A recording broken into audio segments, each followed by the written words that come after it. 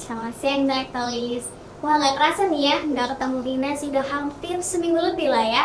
Nah, gimana pastinya kabarnya itu nih waktu kelas mau baik-baik aja ya, walaupun kita sedang berpuasa, pastinya kita juga harus menjaga kesehatan kita pastinya agar tetap sehat dan juga jangan lupa untuk menjaga kebahagiaan kita.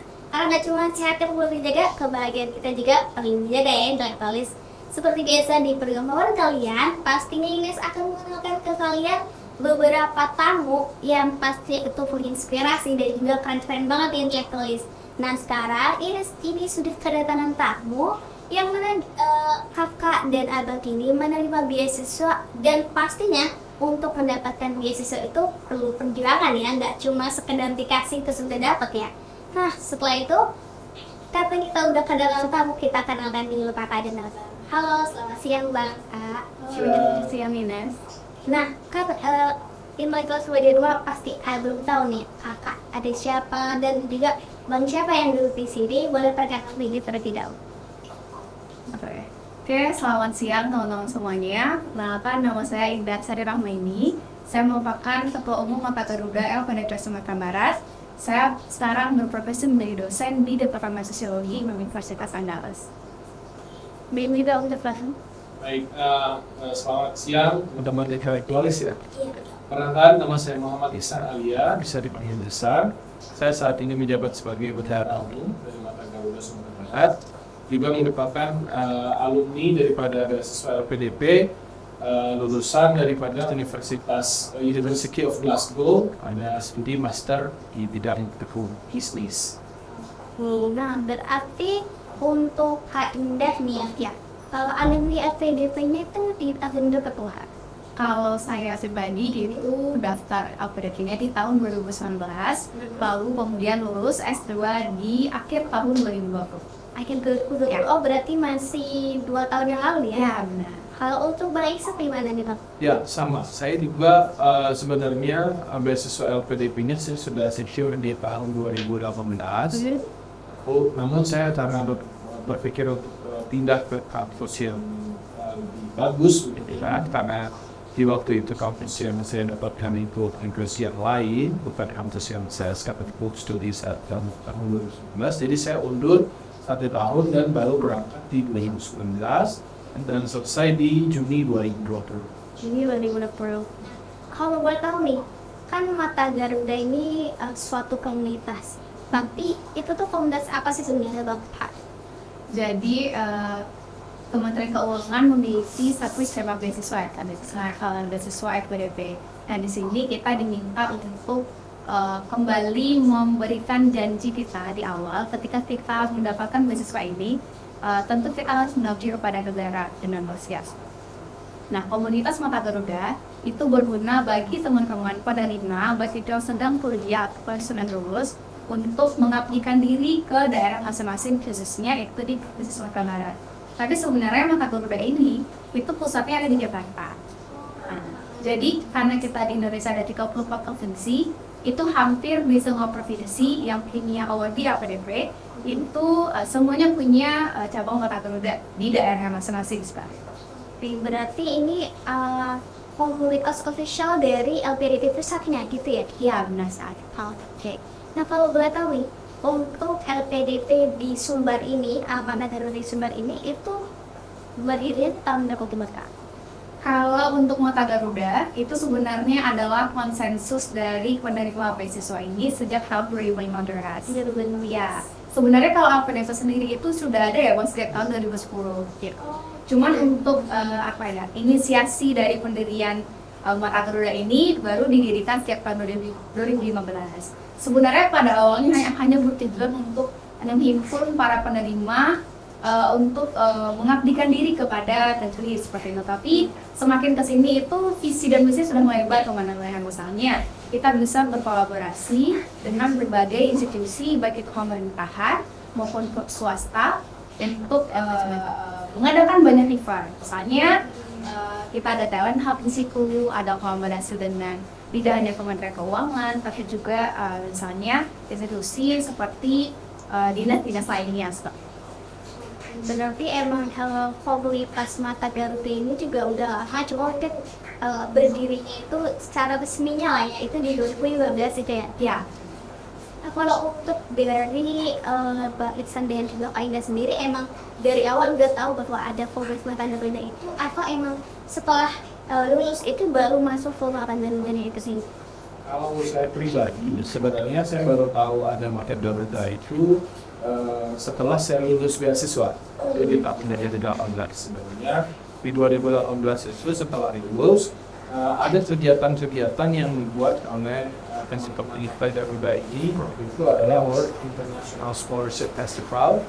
Dan kegiatan ini yang kemudian meng-reach out teman-teman yang sudah mendapatkan beasiswa LPDP untuk ikut sebagai promotor gitu ya, mempromosikan beasiswa LPDP sendiri. Jadi sebenarnya jauh sebelum saya menyelesaikan studi di 2018 itu saya sudah berkecimpung juga di Mata Garuda. Oke, berarti emang kalau masuk secara resminya di setelah selesai ya? Ya. Saya menjalankan bisnis itu, tapi emang dari sebelumnya udah kena sini di situ gitu. Ya, lebih tepatnya mungkin untuk menjadi pengurus aktif ya, itu baru saya mulai di tahun ini di bawah kepengurusan Ketua INA. Kalau Batak tadi Kak Indah sebagai Batak oke. ya. Kalau untuk wakil baik itu Benar.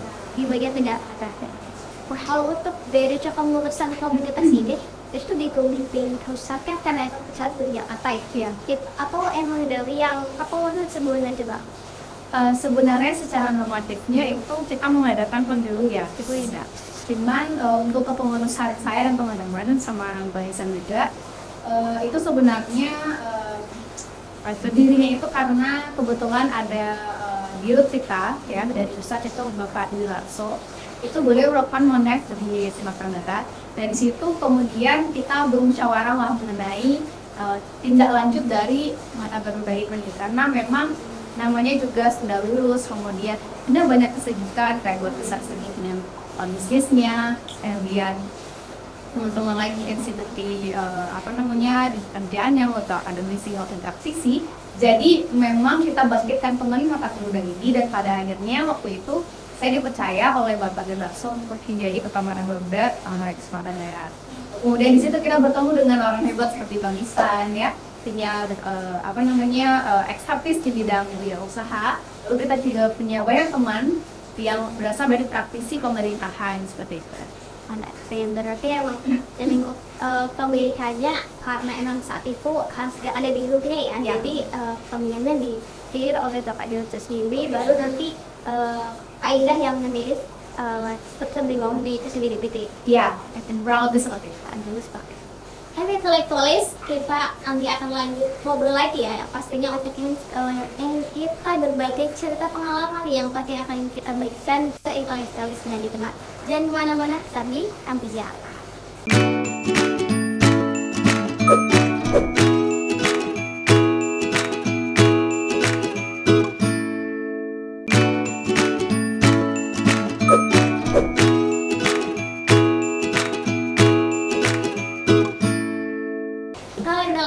Balik lagi dengan gue Desir, pastinya kita akan lanjut ya dengan dua kakak dan abang yang pasti akan dapat dengan cerita masing-masing mendapatkan beasiswa LPDP dari negara ini ya. Nah, kita tadi udah membahas mengenai apa itu organisasi itu itu sendiri.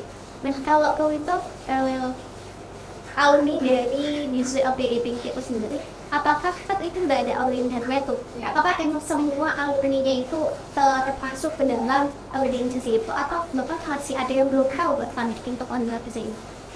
Sebenarnya untuk Mata Garuda sendiri, setiap penerima beasiswa itu otomatis ya menjadi anggota Mata Garuda. Cuman kita ini bergerak primernya sebagai covernya. Kita yang menghandle teman-teman, apakah nanti ada kesulitan untuk mendapatkan LA misalnya, atau mereka juga dari informasi lebih lanjut tentang lanjut studi seperti itu.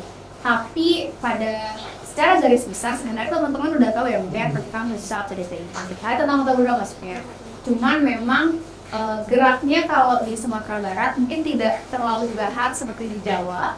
karena Sumatera Barat kan bukan kampus WNO tujuan gitu. Karena kita cuma tinggal Unan sama UNTES. Tapi secara umum hampir semua award di LPDP sudah tahu sama kita. It is down here in that state. Ada beberapa persoalan juga sebenarnya sesuai Pak Ibi tadi makan udah betul banget. It's out semua awardee itu karena kebanyakan juga awardee itu bekerja di luar kota. Oh iya sih. Ada yang penerbit dari dosen di kampus di Sumatera Barat, ada yang di sampai ASN di ya, kami berusaha untuk mereach out teman-teman yang memang sedang berada di Sumatera Barat ataupun yang memang mereka merasa mereka ingin turut serta begitu ya.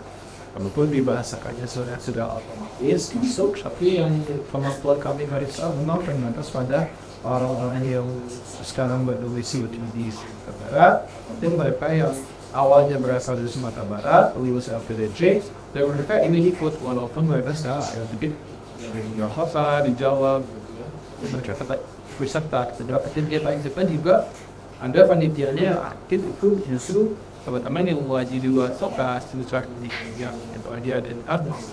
Apalagi zaman sekarang ini nggak perlu harus tatap muka semua ya, bisa online bisa ya berinteraksi baik. Ngomong mengenai mata survei ini sendiri, kan kita udah tahu bahwa itu adalah sebuah organisasi ya. Nah, sebuah organisasi itu pasti ada suatu tujuan yang kemudian dituju. Ya, kalau untuk dari tujuan ada untuk apa kita no? Kalau seperti yang telah kita obrolin tadi ya, kalau untuk mata Garuda itu sebenarnya tujuannya adalah menghimpun janji mengabdi tadi. Sebenarnya pengabdian itu tidak hanya dinilai hanya ketika kita pergi bakti sosial, enggak ya. Soalnya kita telah membantu teman yang mungkin sedang kesulitan dalam dalam hal pendidikan atau tentang pendidikan seperti itu. Tapi pada akhirnya karena Maka Garuda ini sudah besar, skala sudah nasional, sudah menjadi organisasi secara bangsa ya, kita punya banyak kegiatan. Itu tidak hanya kegiatan yang sifatnya akademik, tapi benar lagi ya Bang, kita juga ngadain ada acara business competition. Nah, ya di situ sebenarnya output dari LPDP ini adalah kebanyakan orang-orang berpikir kalau lulus S2 di dosen ya, atau akademisi seperti itu. Tapi mungkin jauh dari itu sebenarnya LPDP menginginkan banyak anak muda itu yang terinspirasi di bidang wirausaha seperti itu, dan sedang bisnis yang baik, kemudian perencanaan kewirausahaan yang matang. Nah, di situ sebenarnya Maka Garuda bisa ambil andil untuk partisipasi. Terus juga pada saya juga melihat Maka Garuda itu ternyata dan justru kewajiban pemerapaan pendidikan. Kenapa berbeda saat kita tahu bahwa misalnya dibandingkan di daerah-daerah yang ekonomi yang bawah ya, seperti masih dekat bank, akses terhadap pendidikan, apalagi pendidikan lebih lanjut dan yang S2 dan S3 itu kan merupakan akses yang cukup sulit. Sehingga sebenarnya dengan adanya LPDP dan Maka Garuda, kami menjadi agen untuk mengubah itu. Misalnya teman-teman Maka Garuda kemarin pernah bikin kegiatan International Scholarship Festival itu. Di sana mereka menjelaskan bahwa untuk mendapatkan kesempatan berkuliah ke luar negeri tidak perlu punya biaya yang disiapkan secara pribadi. Ada loh negara mengisikan APBN-nya kemudian untuk mensupport teman-teman yang punya potensi bersekolah di luar negeri atau bersekolah di dalam negeri, namun tidak punya biaya, tentu dibiayai oleh negara asal dan bisa berpindah ke negara.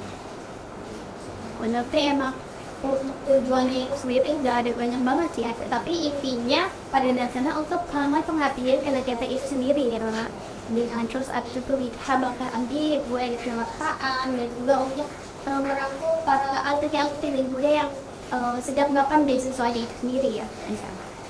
Ya kalau Orsa dalam melakukan pemilihan beasiswanya itu sendiri, apakah emang nanti dari masing-masing alumni itu akan menghidup misalnya kayak indeks alumni dari UNAN ya, jadi nanti akan menghandle yang mau apply di LPDP yang dibayar UNAN, atau mungkin nanti kalau barisan lulusan dari UNT akan terlibat di berbagai kuliah atau ada siapa semuanya. sepertinya sebenarnya nggak yang susah seperti itu ya. Tapi teman-teman di Mata Garuda biasanya itu akan berusaha untuk misalnya anggaplah Ines mendapatkan S2-nya di luar negeri di Inggris misalnya. Maka akan dicarikan teman-teman di Mata Garuda Sumbar atau Mata Garuda Pusat yang bisa jadi apa ya, di advisor-nya atau jadi guide-nya selama di sana. Karena kan apalagi teman-teman yang nggak pernah keluar negeri ya, itu menjadi persoalan sendiri, mulai dari pengurusan visa, pengurusan izin tinggal sampai di sana, terus dokumen-dokumen, bahkan sampai mendapatkan beasiswanya sendiri pun juga sebenarnya dari awal sebenarnya mendapatkan beasiswanya dulu ya, dokumen-dokumen apa saja yang perlu dilengkapi, surat rekomendasi dan segala macam. Hal-hal itu sebenarnya bisa teman-teman penjualan beasiswa dapatkan itu melalui Mata Garuda dengan tanya ke teman-teman masyarakat Garuda seperti itu. Kalau untuk konklusinya kayaknya nggak ada ya? Nggak ada. Terus saya juga mau menambahkan sedikit. Jadi Mata Garuda ini memang kita meningkatkan lagi anak-anak kepada masyarakat untuk lanjut S2. Kita membuat coachingnya sendiri itu kita memang pada intinya mendukung pemerintah untuk melaksanakan pemerataan pendidikan seperti yang disampaikan Mbak Vanessa. Contoh daerah Sumatera Barat ya, kita itu punya beberapa kabupaten dan kota, tapi belum terjamah untuk lanjut studi. Untuk lanjut studi S1 mungkin sudah cukup merata ya, tapi kalau lanjut S2 mungkin belum, apakah itu karena biaya, apakah itu karena akses pendidikan, atau orang belum paham makna pendidikan seperti itu seperti apa. Jadi di Mata Garuda ini pun kita melihatnya lagi sebenarnya itu entah itu kepada institusi negeri maupun swasta atau kepada masyarakat yang berada di daerah yang mungkin agak jauh dari pusat kota. Let's say kita contohin Mentawai misalnya. Banyak anak muda di Mentawai yang mungkin punya potensi ya, yang pemerintah mungkin belum melihat itu secara keseluruhan. Nah, kita bantu nih di Mata Garuda sebagai engineer untuk bisa menjamah ke daerah itu. Dia emang banyak banget yang kita dapat juga ya di dia. Dan ini lah cuma kita sebagai terkoneksi satu sama lain dalam bidang itu, tapi juga emang kan kita juga sebagai agent juga gitu ya, negara dia untuk ada daerah-daerah yang belum kita jangkau, mungkin biar sama negara bisa melihat dan itu kan jadi masalah untuk. Ya, mungkin sedikit lagi ini pesan dari Pak Gaso ya kepada teman-teman yang nonton ini berasal dari Mentawai, Pesawat Selatan, khusus untuk daerah Mentawai. Jadi LPDP itu sebenarnya menyediakan beasiswa cukup besar untuk anak-anak Mentawai. Jadi bagi teman-teman yang ada di rumah itu berasal dari daerah Mentawai, apakah itu daerah asal atau pernah sekolah di situ, itu LPDP membuka kesempatan yang luas dan mungkin seleksinya akan diistimewakan karena memang pada intinya misalnya kita berdua dari Padang, kita akan kembali lagi ke daerah Tampang Mengabui seperti itu. Nah, diharapkan juga pemerintah dan sebenarnya mengharapkan anak muda dari Mentawai itu bisa kembali ke daerah asalnya untuk membangun daerah. Nah, in Blackboys itu dia kita udah cukup ngobrol banyak ya dengan Ihsan dan juga dengan Kak Indah mengenai bagaimana kita menggunakan website itu sendiri dan juga apa sih tujuan dari makanan itu sendiri. Dan kemana-mana tetap di kampus ya.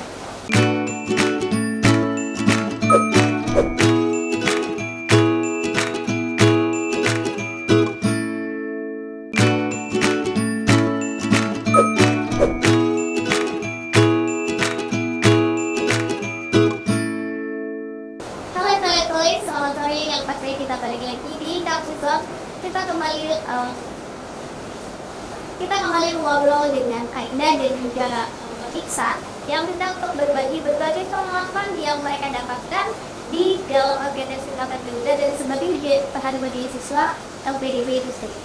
Nah, yang sebelah Ihsan dan juga Kak Indah, kita semua penasaran apakah cara penelitian beasiswa sendiri hanya untuk para siswa S1 yang ingin wajib ke S2 atau di luar itu juga bisa mendapatkan beasiswa itu?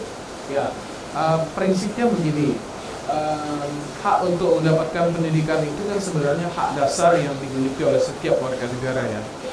Nah, beasiswa LPDP itu merupakan beasiswa yang berangkat dari beasiswa ini kan tujuannya adalah dengan menyisihkan dividen daripada APBN kita yang ditanamkan di bank dunia. Yang kemudian hasil dari dividen itu disisihkan untuk dipakai untuk pemerataan pendidikan, pembangunan, penghapusan kemiskinan.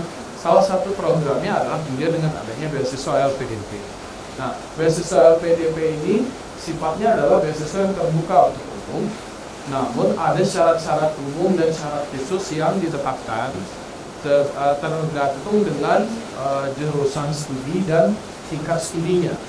Misalnya teman-teman yang mau sekolah S2 itu memang syarat yang harus diperoleh minimal ada sudah lulus S1 di kampus-kampus baik negeri ataupun swasta dengan akreditasi yang ditetapkan oleh LPDP. Nah, begitupun kalau teman-teman yang mau S3 dari LPDP juga ada beasiswa sendiri untuk S3. Nah, lebih detail lagi, LPDP juga membuka jalur-jalur khusus, tidak hanya buat umum saja, tapi ada jalur khusus misalnya untuk teman-teman yang afirmasi, artinya mereka yang berada di daerah T3, ya, 3T, tertinggal, terluar seperti itu. Nah, ada juga beasiswa yang dikhususkan untuk TNI dan Polri. Itu jalur tersendiri yang juga tetap di bawah naungan LPDP, namun slotnya dibuka dan skema beasiswanya dibuka di internal TNI dan Polri. Dalam perkembangannya, misalnya di saya lulusan luar negeri itu beragam background mereka. Ada yang mantan pegawai bank, ada yang TNI, ada yang polisi, ada yang mungkin baru fresh graduate atau yang sudah jadi dosen. Ya sebenarnya tidak ada ukuran. Siapa saja berpotensi dan sangat berpeluang untuk bisa memperoleh beasiswa LPDP. Jadi skemanya itu ada 6 ya kurang lebih. Yang pertama itu reguler. Reguler itu adalah mau lanjut S2 ataupun S3 yang tidak ada pengistimewaan ataupun karakteristik tertentu gitu. Yang kedua itu ada afirmasi. Afirmasi ini terbagi lagi menjadi 2 kalau nggak salah. Yang pertama itu adalah beasiswa khusus untuk alumni penerima bidik misi. Yang kedua itu beasiswa untuk keluarga prapelihara. Dan yang ketiga, yang ketiga itu beasiswa untuk daerah 3T. Lalu yang ketiga ada skim beasiswa untuk dokter spesialis. Jadi teman-teman yang mungkin sekarang udah jadi dokter umum bisa lanjut PPDS itu dibiayai oleh LPDP. Yang keempat itu namanya beasiswa PNS, TNI, dan Polri. Nah, ini khusus untuk teman-teman yang sudah menjadi ASN, TNI ataupun Polri yang ingin lanjut studi.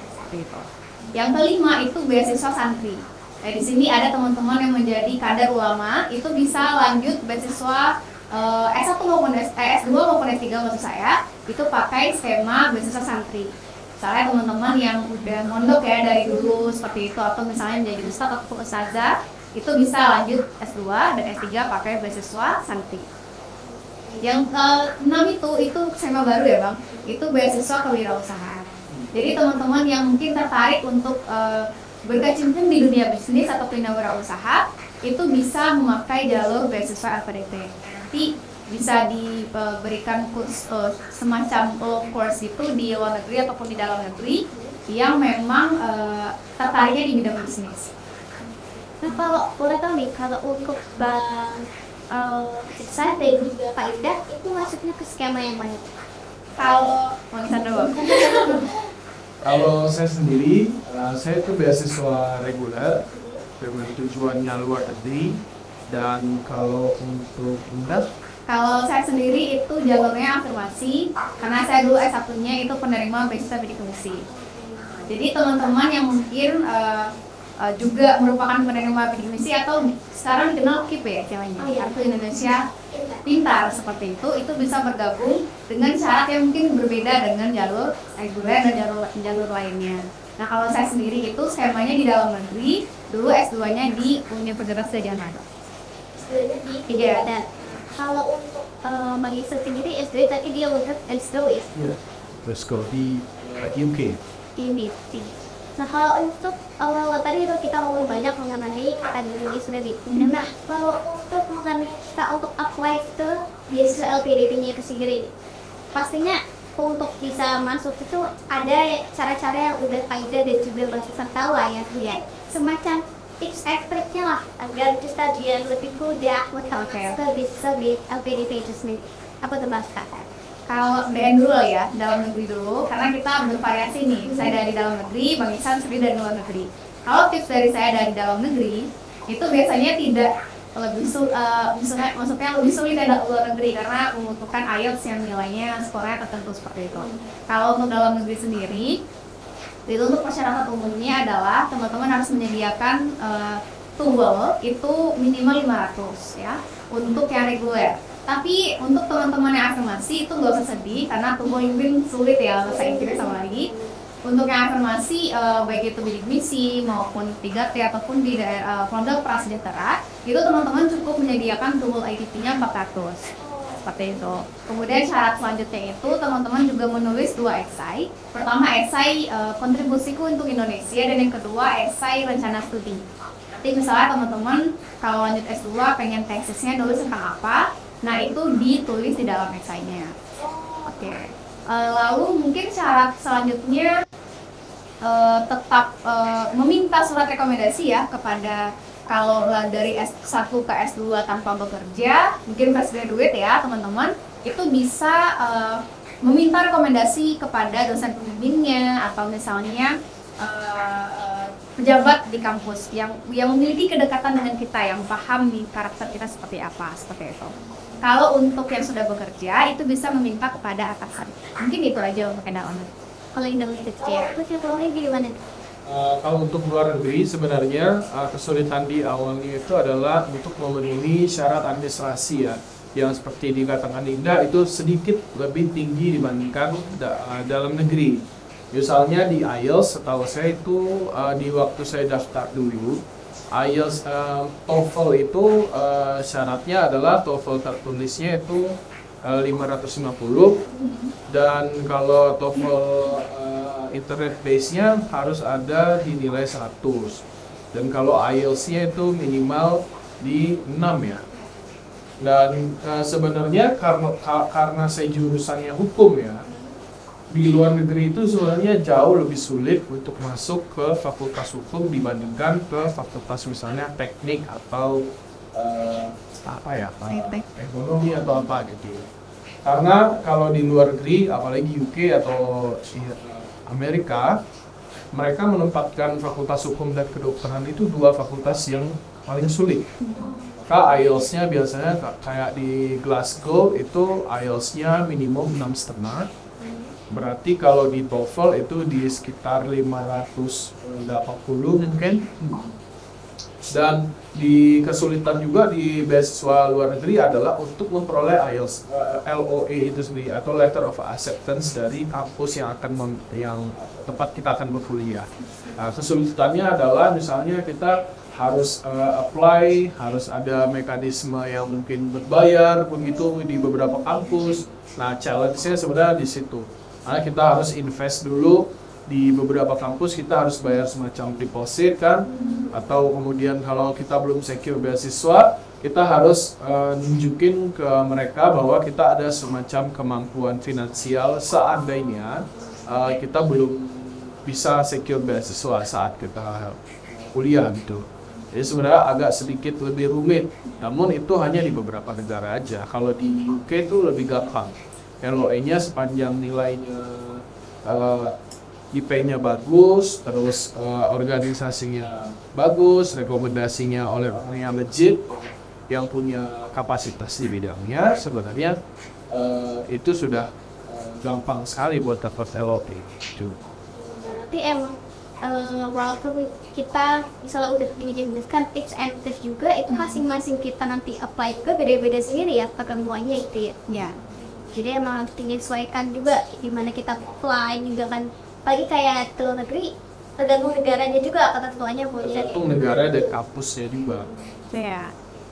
Nah, kalau untuk tadi seperti yang Bang Ihsan sebutkan ya, ada kita semacam harus invest dulu ya sebelum kita untuk pada akhirnya terima di sebagai penerbit beasiswa itu sendiri.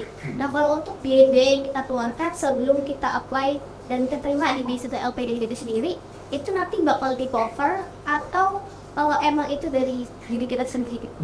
Kalau untuk biaya-biaya yang untuk melengkapi syarat administrasi itu pure kita harus cover sendiri. Misalnya untuk tes IELTS gitu ya, untuk kemudian misalnya mau tes di kampusnya, kalau jurusan hukum itu kalau di Amerika ada tes namanya LSAT, LSAT. Jadi tes itu semacam tes TU, tes kemampuan umum gitu ya, intelijensia umum, dan tes psikotes yang itu biasanya diadakannya kalau kita dari Indonesia berarti kita harus ikut online dan itu berbayar gitu loh. Nah, biaya-biaya ini yang sebenarnya harus kita cover sendiri ya. Ini memang yang masih sejauh ini belum ada ke reach out sama LPDP. Nah, biaya apa yang kemudian sudah bisa di cover sama LPDP itu mulai dari biaya pengurusan visa. Dari biaya pengurusan visa, terus juga waktu kita sampai di sana akan ada dana namanya settlement fee. Itu besarannya sama besar dengan beasiswa yang kita dapat biasanya. Jadi tujuan biaya itu adalah biaya untuk kita beradaptasi di sana sebelum kita memperoleh tempat tinggal, sebelum kita memulai studi dan lain sebagainya. Dan berarti emang ada beberapa juga yang sepertinya kalau istilahnya kita harus investasi dulu lah ya sebelum kita mendapatkan apa yang kita mau itu. Itu khususan di luar negeri mungkin karena agak sedikit lebih sulit ya. Cuman dia ada dua tuh Nes, tipenya. Yang pertama kita dapat LOE dulu baru kita apply beasiswa. Dan yang kedua itu kita apply beasiswa dulu baru kita dapat LOE. Jadi kalau misalkan kita apply beasiswa dulu baru kita dapatin LOE-nya, itu biasanya kita mungkin cukup menyediakan anggaran untuk tes bahasa Inggris, misalnya IELTS ya. Kalau misalkan di dalam negeri mungkin butuh S2 seperti itu. Cuman kalau kita pakai skema yang kita daftar beasiswa dulu baru kita daftar ke kampusnya, itu biasanya LPDP menyediakan biaya untuk mendapatkan LOE. Jadi seperti pengalaman saya pribadi, karena untuk merantau ke Jawa mungkin butuh biaya seperti itu ya.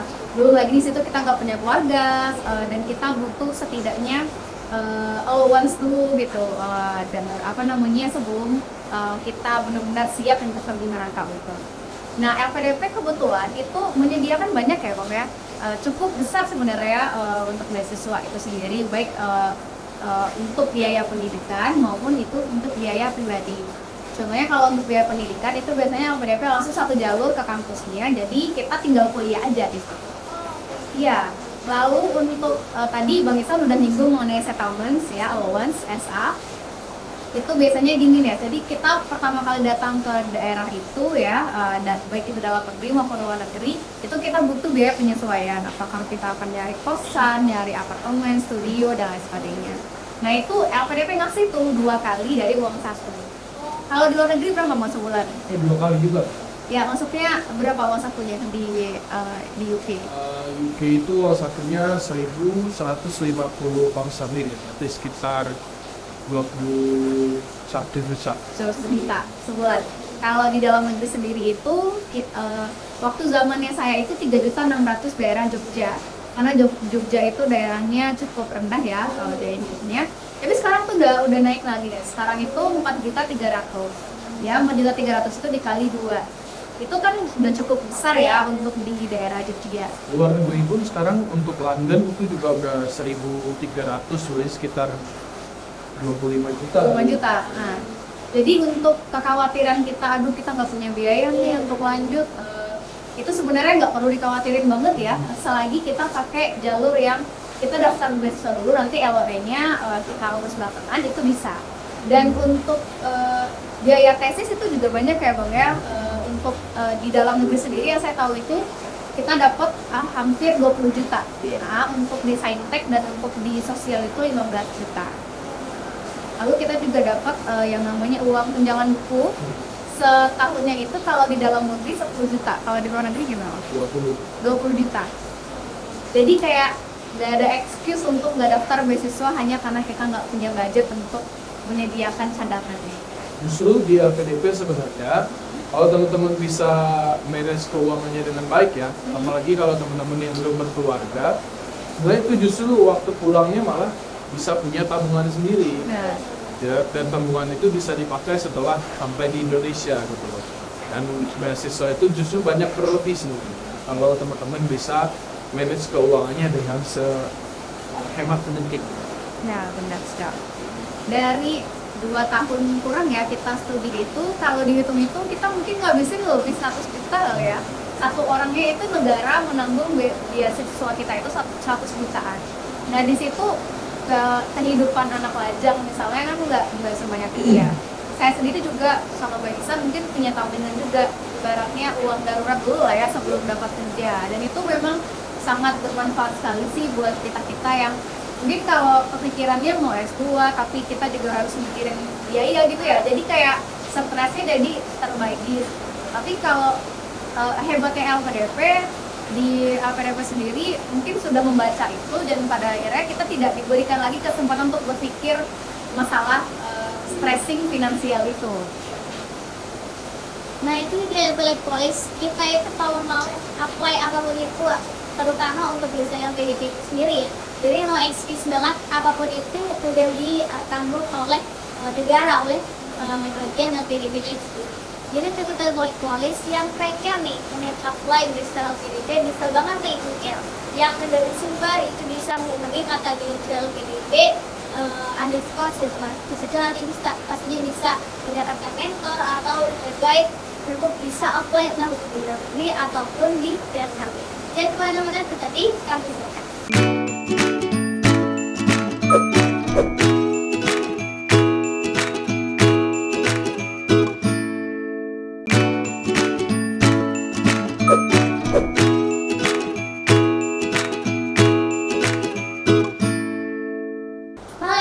Kita balik lagi di tahun yang pastinya kita akan lanjutkan itu bagi pengalaman yang kita dapatkan dari Universitas Pendidikan Kaitan.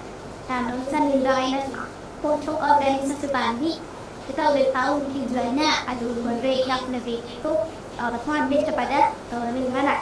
Nah, kalau untuk manfaat yang kita dapatkan saat kita bergabung di masa kerja ini akan disebut apa? Nah, jadi kalau untuk Mata Garuda sendiri, memang pada dasarnya LPDP menyediakan organisasi menghimpun penerima beasiswa itu sebenarnya tidak hanya untuk meningkatkan value diri sendiri gitu, karena kita hidup bermasyarakat ya. Jadi kita mungkin butuh bonding kepada teman-teman penerima juga. Jadi pada akhirnya bonding inilah yang akan bisa memajukan negara seperti itu. Dulu ya waktu sebelum kita berangkat ke kampus masing-masing itu kita ada yang namanya semacam persiapan keberangkatan, itu semacam pelatihan yang diadakan selama kurang lebih 5-6 hari. Dan di situ sebenarnya tujuan LPDP adalah selain mengenalkan beasiswa seperti apa, menulis letter of guarantee seperti apa, kita juga di situ lebih banyak main-mainnya sih ya caranya. Di situ ada gamesnya, ada outboundnya, ada buy for you-nya, dan di situ kita nanti diminta setelah kita berangkat ke kampus masing-masing, kita tetap connected satu sama lain, baik itu yang mau ke luar negeri maupun ke dalam negeri seperti itu. Maka dari itu, Mata Garuda ini juga sebenarnya dibentuk agar kita bisa membantu nih teman-teman yang mau lanjut studi tapi bingung nih caranya gimana, cara ngurus essay seperti apa, kampus tujuan yang bagus itu yang mana gitu, kemudian pilihan S2-nya di jurusan apa. Itu organisasi Mata Garuda khususnya Sumatera Barat itu kita bisa banget membantu teman-teman untuk mengatasi dilema yang seperti itu. Mungkin kita nggak capek sih. Iya, ini benar banget karena saya sendiri mengalami itu, Ines. Di tahun awal saya mengetahui soal LPDP itu, saya butuh waktu 1 tahun untuk kemudian saya melakukan semua data-data seperti itu ya. Apa saja yang dibutuhkan, beasiswa ini butuh persyaratan apa aja. Nah, setelah adanya Mata Garuda ini sebenarnya teman-teman sangat terbantu. Dengan adanya Mata Garuda sebenarnya di waktu-waktu akhir perkuliahan, di semester mungkin semester 3 semester tinggi, teman-teman sudah mulai bisa siap-siap gitu. Jadi akan ada waktu yang terbuang mungkin pada saat selesai studi, wisuda, kebetulan beasiswanya lagi juga, udah bisa langsung apply tanpa harus menunggu lagi. Nah di waktu saya sendiri, karena mungkin waktu kita kuliah kita nggak ada waktu ya buat riset soal kampus, riset soal pilihan studi yang baik gitu ya. sehingga ya waktu kita selesai kita baru mau mulai. Nah, kalau dengan adanya mata darurat sebenarnya teman-teman sudah bisa mulai tanya-tanya waktu kuliahnya semester 5, semester 6. Kalau mau konsultasi biasanya dari teman-teman admin nanti di Instagramnya Mata Garuda LPDP Sumatera Barat itu silakan tinggal DM aja, tinggal tanya di situ kira-kira persyaratan apa dari beasiswa LPDP-nya yang jadi kendala. Insya Allah nanti ada lah teman-teman yang akan bantu. Ya, benar. Tambahin sedikit ya, jadi teman-teman yang mungkin lihat ini tapi bukan dari Sumatera Barat juga boleh bergabung gitu. Misalnya tadi kita cerita ya, saya kalau ini sendiri dari daerah Lampung seperti itu. Kita memang berasal dari organisasi yang menghimpun di daerah Sumatera Barat, tapi bukan berarti teman-teman yang bukan dari Sumatera itu nggak boleh gabung. Kita boleh banget untuk gabung. Bahkan di kepengurusan kita sendiri itu juga ada yang mereka itu asalnya bukan dari Minang, tapi mereka kerja di sini dan mereka gabung di Mata Garuda. Jadi kita ibaratnya bahu-bahu ya sama pusat untuk membantu pusat mensosialisasikan beasiswa itu. Berarti yang nggak harus dari mana itu kamu nanya risiko atau nanti pengaruhnya gitu ya. Pokoknya kita pada akhirnya menghapi kepada negara ya, ke Indonesia gitu gimana pun data itu bisa aja gitu masuk ke organisasi sendiri. Iya benar. Terus juga kita pun diminta untuk pulang ya ke Indonesia. Itu sebenarnya berdasarkan ngobrol sama Pak Dirut sebenarnya udah ada revisi aturannya, regulasinya. Jadi teman-teman yang mungkin habis kuliah nih lalu kemudian dapat kerja di luar itu sebenarnya boleh asal pulang dulu ke Indonesia. Kalau nggak salah 2N+1 ya. Lalu lapor dulu nih kita kerjanya misalnya di United Nations kan bagus banget tuh. Kita mewakili Indonesia di situ, kita punya suara. Setelah itu kita baru go ke luar negeri tuh boleh. Asalkan kita harus lapor dulu karena kita nih dibayar sama negara. Iya. Sebenarnya keterikatannya tuh di skema pertanggungjawaban keuangan negaranya, di mana kita kan menggunakan uang negara ya, sumbernya itu dari pajak, dari retribusi negara, dari penerimaan negara, kemudian itu disisihkan keuntungan dari dana yang itu untuk dipakai oleh teman-teman berkuliah. Sebenarnya harus dipertanggungjawabkan mulai dari sejak berangkat, pengurusan visa, mulai kuliah, selesai kuliah, pulang, dan bahkan tiket kepulangannya pun harus dilaporkan ke LPDP.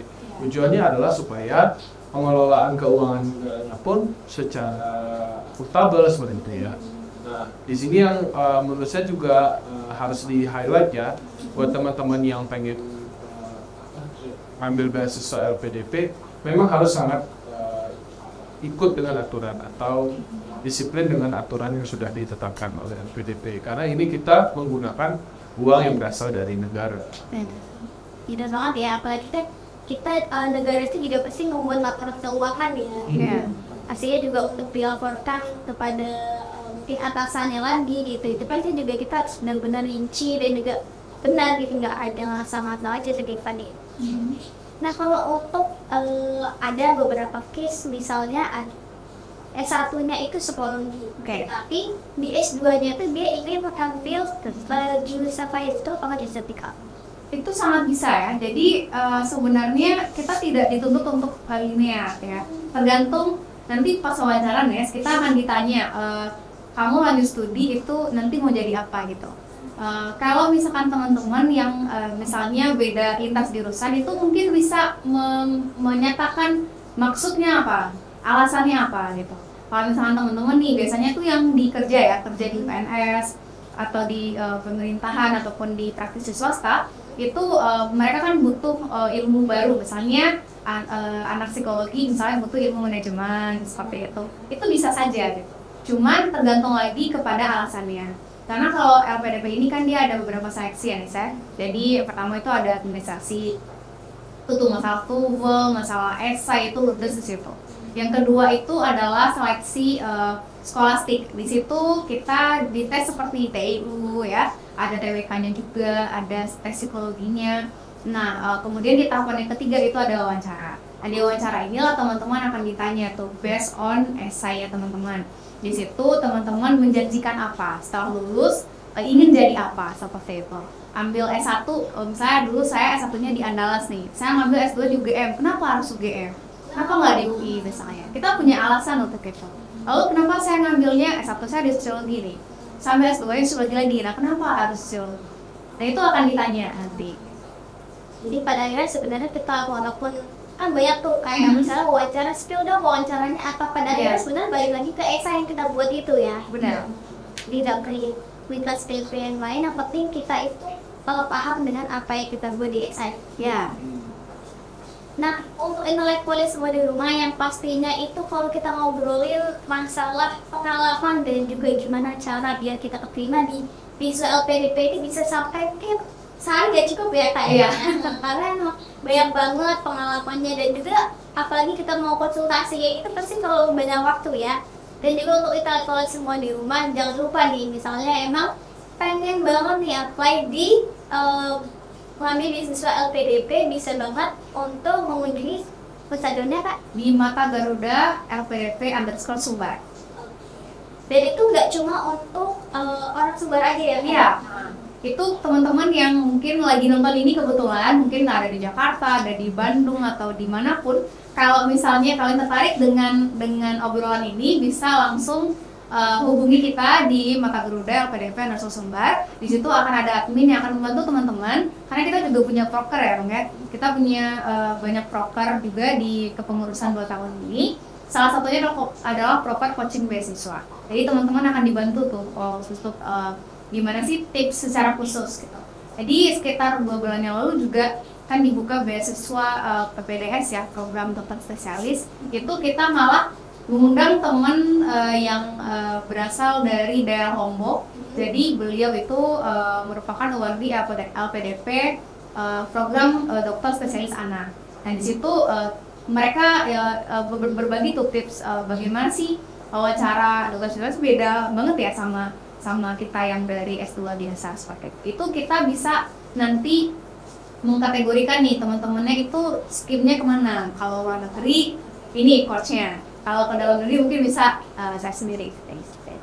Nah, intelektualis jangan lupa untuk selalu tonton terus ya Ustadz Fuzan di setiap hari Kamis selama Ramadan di jam 2 siang, yang pasti kita akan selalu mengundang beberapa tamu inspiratif dan juga keren banget. Dan juga terima kasih untuk Bang Ihsan dan juga Kak Indah udah mau berbagi cerita pengalaman banyak banget, dan juga mungkin agar lebih mudah lah ya untuk apply di beasiswa LPDP itu sendiri. Dari Ines cukup, mohon maaf jika ada banyak yang kurang dan salah, itu mohon maaf yang sebesar-besarnya. Sampai jumpa, selamat sore, assalamualaikum warahmatullahi wabarakatuh. Assalamualaikum warahmatullahi wabarakatuh.